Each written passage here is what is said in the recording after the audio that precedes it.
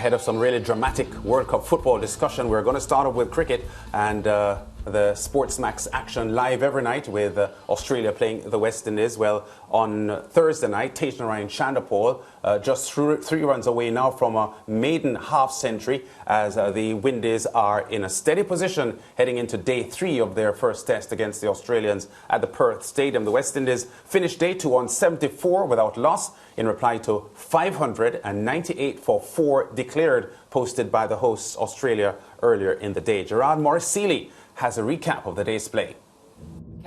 Australia started the second day against the Windies on 293 for 2 with Marnus Labuschagne and Steve Smith at the crease. Smith in sight of a century, getting his first boundary of the day to move within 3 of the milestone. And it wasn't long before he brought up his 29th test ton, the 33-year-old tying with Sir Donald Bradman for the 4th most centuries in Australian test history. Steve Smith, test match century number 29, and with it he joins what many believe is the game's greatest. Labuschagne brought up his double century shortly after with an exquisite cover drive of Jaden Seals, but he only added 4 more runs before being caught behind off the bowling of Windies captain Craig Brathwaite for 204. Labuschagne struck 24s on 16, having faced 350 deliveries in his time to bat. Travis Head joined Smith at the crease and immediately took the attack to the Windies bowlers. Head struck 11 fours in his 95 ball knock, including this cracking shot of Jason Holder. Smith changing gears, bringing up 150 as the Aussies piled on the runs. Might come back for 4 if it doesn't get to the rope. It does get to the rope in the end and brings up 150 for Steve Smith, the 9th time he's made 150 or more in Test cricket. He looks set for a big summer. The Aussies already passed 500 as Head reaches half-century of 61 deliveries. Smith rubbing salt into the wounds of the Windies, sneaking a single to bring up his 4th double century to now have the 3rd most by an Aussie. Head falling 1 short of a century, cleaned out by Brathwaite, who finished with 2 for 65 as the Aussies declared at 598 for 4. Tagenarine Chanderpaul and Brathwaite started off the Windies innings. Chanderpaul with the first boundary. First runs. Squared him up first up, but not much swing on offer. Hitting the pitch, Mitchell Stark, sort of straightening. The Aussies retaliated with some hostile bowling. Chanderpaul facing a stern test from Josh Hazelwood and Stark, being struck a few times in the attack. But in true Tiger fashion, the left-hander replied with a couple blows of his own.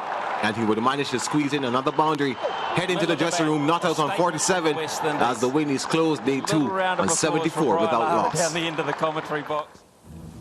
Yes, so strong batting by the Aussies. A good start for the West Indies as they begin their reply. Nikhil Uttam-Chandani joins us now to review the day's play. Nikhil, welcome to the SportsMax Zone. A day of dominance with a bat by the Aussies, double hundreds by Steve Smith and Labuschagne, but a purposeful response by the West Indies team, who could have been deflated coming out of the Aussie batting innings. Yeah, definitely, Lance, and I think it's testament to the fight. Craig Brathwaite keeps using that word fight, the fight that he's instilled in this team in this year, 2022. The way that both him and Chanderpaul went about things with the bat in hand, I think, after a rough 2 days in the field, will give and instill that bit of confidence within that dressing room that, look, we know that this is a juggernaut of a team in Australia, a team that are likely favourites to win this World Test Championship, but with Stark, with Cummins, with Hazelwood, and with a Cameron Green still to come and Nathan Lyon, we've shown that we can get through the toughest part against the new ball, and there is runs on offer. The West Indies, for me, they've got to focus on batting this entire day, as we all know, but I think more specifically batting 100 overs and looking at getting 400. It's not going to be easy, but if they get to 400, they avoid that follow-on. This game can definitely be drawn. Yeah, and just reflecting on the batting by the Aussies, Nikhil, completely dominant, no question about it. A huge struggle for the West Indies pacers and spinners. Is there anything the West Indies could have done differently to stem the flow of runs from the Aussies? Or was it that the Aussies were just strong and it was difficult for the West Indies bowling attack? Well, obviously we know that this is a dominant batting lineup. And, I mean, for Smith and Labuschagne to score 2 double hundreds at the beginning of their summer, I think just speaks to how brilliant they are as a batting unit. But when you look at Craig Brathwaite, personally for me, I was very impressed. I know he got a lot of criticism from some of the commentators, etc., for his aggressive captaincy. But in the past, we've criticized West Indies captains for not being aggressive enough. He tried things. He had a short leg in at times. At times, I thought he got a bit carried away. For example, starting with a deep point yesterday. But for me, I like the progressive move. I think they really lack having that frontline spinner. For Austin Chase to bowl 30 overs and go up 4.5 runs per over, I think affected the team. And you look at how the Australians have been successful at Perth. It's been through Nathan Lyon. He's taken 14 wickets in 2 test matches. And it's allowed sort of the fast bowlers to bowl in tandem with him and sort of rotate and keep that energy up. So I think they're really missing having that frontline spinner. And other than that, I think from the seamer's perspective, probably I like the discipline, but I think probably not attacking the stumps enough. You look at that first session yesterday, day before, and they only bowled 10 deliveries that would have targeted the stumps in that first session. So all those things are things to improve, but I still think you have to credit the fight after being in the field for such a prolonged period of time. Yeah, and a quick comment on Steve Smith, because he is now averaging 200 plus against the West Indies in the last 6 matches against the West Indies. He, of course, at the moment, just one of the very outstanding batters that the Aussies have in their lineup. How good is Steve Smith? There's been raging discussions about his statistics. Only Don Bradman and Sachin Tendulkar have achieved 29 test hundreds as quickly as he has, or more quickly than he has. Just how good is he?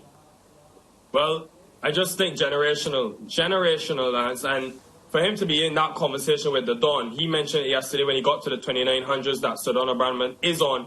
I think he also is aware of this amazing achievement. But what I love the most is sort of the comeback that he's had, because he has refined his game and refined his technique in a way to come back and start scoring hundreds again. Got 100 in his last test and now a double 100 in this one. But before that, went 17 innings without 100. And for him, even though he was contributing, he scored 6 half centuries in that period. It's still not good enough for a man of his caliber. And I think could easily be in the conversation at the end of his career as Australia's best red ball batter ever. He's that good. So, I mean, I think it's going to be the start of a huge summer for him. It'll be a good test against South Africa later in the year. But my, oh my, this man is a real treat to watch for all the youngsters around the world. Yeah, definitely enjoyed watching him. Nikhil, I know we mentioned Craig Brathwaite briefly. We spoke about his decisions as a captain. But let's spend some time talking about his performance. And I'm talking about his individual performance with the ball. And now he's at the crease batting. Yeah, with the ball, Maria, I laugh because no one would have expected Craig Brathwaite to be the leading wicket taker for the West Indies. I think with the bat, though, is where I want to emphasize on, because he holds the key for me. I mean, we've seen Tagenarine be 47, and we know how important he is. But I think this opening pair, you look especially as today, where I expect on this surface, batting still to be pretty good. The surface, I think, is held together well because of that green grass component.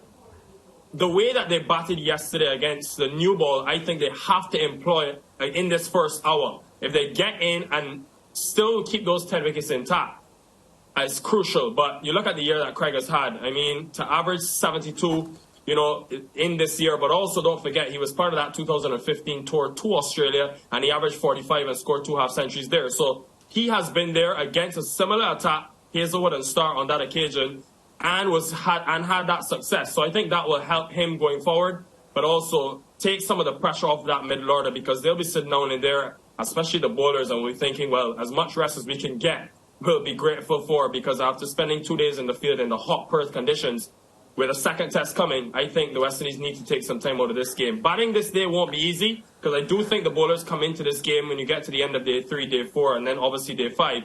But these 2 openers for me, they have to build on this start that they have. Yeah, it's definitely not going to be easy. And, Tagenarine Chanderpaul making his debut and just putting up that fight. You used the word fight, Craig Brathwaite used the word fight, but I feel like that's the fitting word for this situation. Dealing with the short ball, fighting back despite being his first time at this level. Yeah, I was massively impressed. I mean, massively impressed. And it was a knock, which I think all those around the Caribbean watching on SportsMax, it's worth staying up at 5 a.m. to see, because early in that innings, he was battered and bruised, as you can see there, hit in some real uncomfortable places. But the way he fought back, especially to that short pitch delivery, which they tried at him a couple of times, was hitting the chest twice, but then just opened up and completely flicked the switch, played a couple pulls, one that went for 6, then a few through the offside. He's very strong square of the wicket, but for me, obviously his biggest advantage is that ability to concentrate for long periods of time. 2 first-class hundreds in this season earlier this year. And for me, the story is just amazing. Yes, everyone centers it around his father, but what I center around is this is a man that in 2020 only averaged 25 with the bat in first-class cricket. Then this series had an amazing turnaround to score 2 earlier and then 1 in Australia, and now be 47 on debut. Something has changed in his game, and you can just see at 26 years old, a bit late, he's really enjoying just playing for the West Indies and representing. And I think, you know, he could be one that is in this team for a long time. He's just waiting on that break, and he finally got it and has made the most of it so far. Yeah, I mean, it's his first time at this level, and he just looks like a true soldier fighting out there for the Windies fans and supporters. We get ready for tonight, another important day for the Windies batters. Nikhil, what's your advice? What do we expect from them as they get ready to bat again?